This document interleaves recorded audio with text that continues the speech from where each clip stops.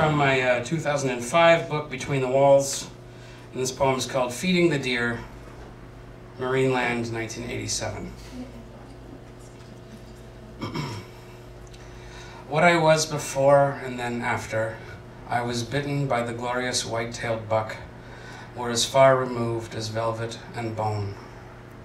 Deer don't bite. I was that naive.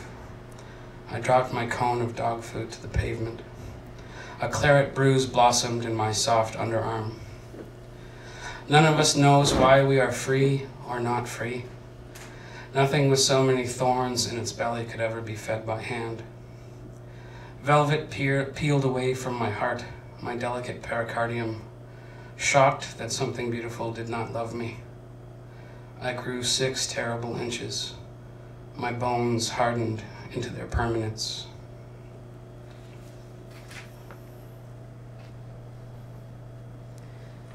And now I'll read a poem from my more recent book.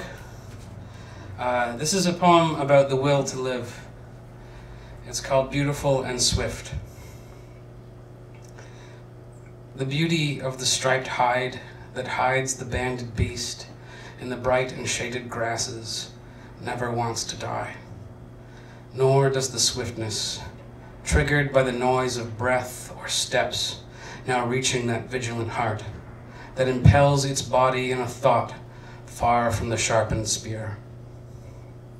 The business of killing things, the hunter knows, is difficult because of beauty and swiftness, because his quarry astounds him with its grace and then it's gone, because nerve and hot breath are inextricable, and strength and stealth and pride all have their say.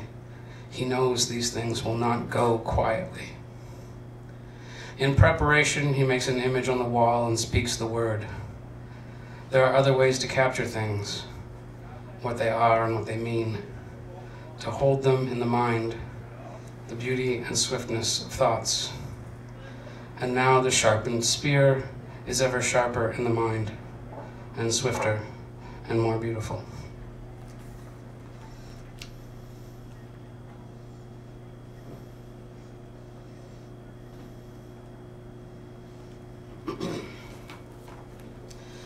I am happy to live in an age of plenty.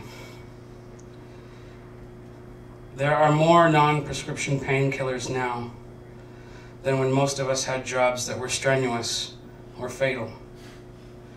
Our muscles tightened and frayed like ropes that hoist pianos. Our knuckles swelled and throbbed in time with the weather, all against the acetaminophen tide. And now we have more rounds of ammunition than when most of us, for no better reason than necessity, hunted for our meat. So many rounds of ammunition, no meat can outrun the volume of lead that we have loaded, cocked, and aimed against its escape.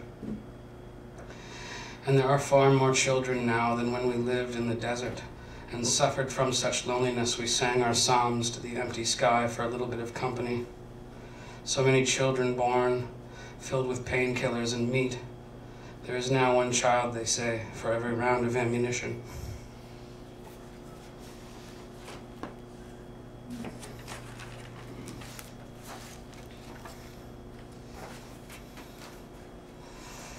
It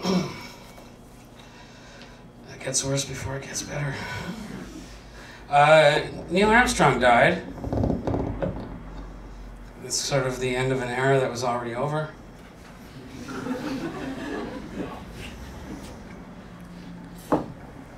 We used to have supersonic jet travel and space shuttles, and we don't have that shit anymore.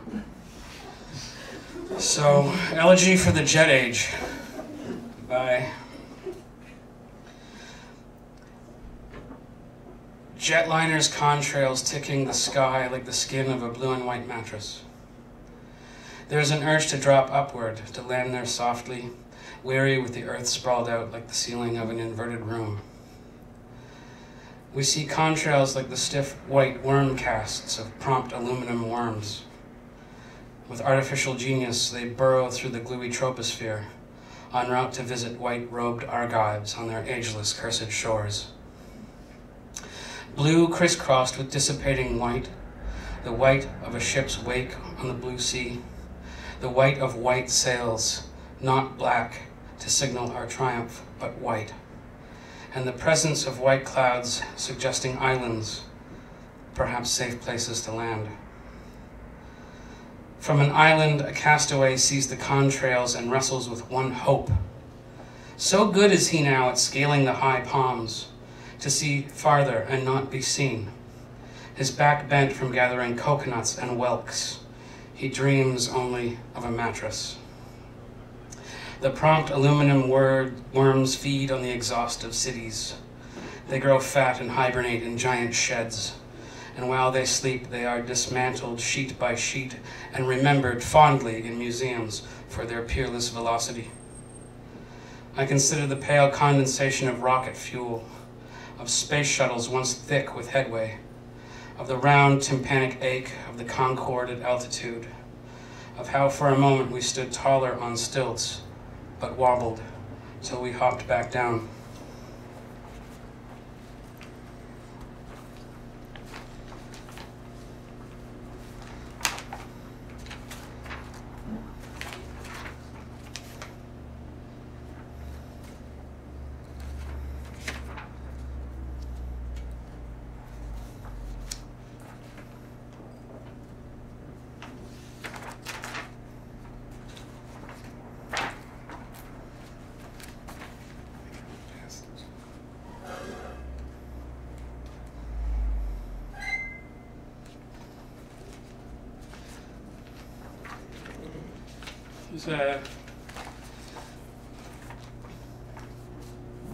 This poem is called Sugar Transformed by the Sun. There's an epigraph to this poem that are the last few lines of a poem called Wren House by A.F. Moritz. And it goes like this. Whatever can be destroyed is going to be destroyed.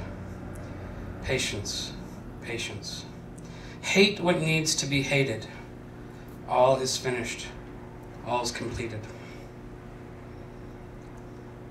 Skin, an eye, an ulcer. Whatever can bleed will be torn by the nail or the knife.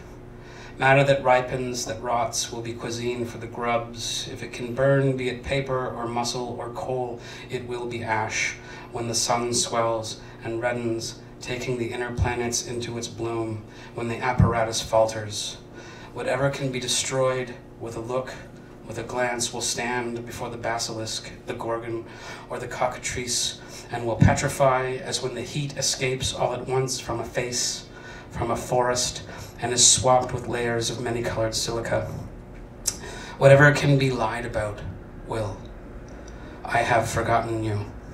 This sentence is going to be destroyed. And the nail as well, and the knife, and the grub, and the sun as well will corrode and get dull and pass into a fizzled brown lump.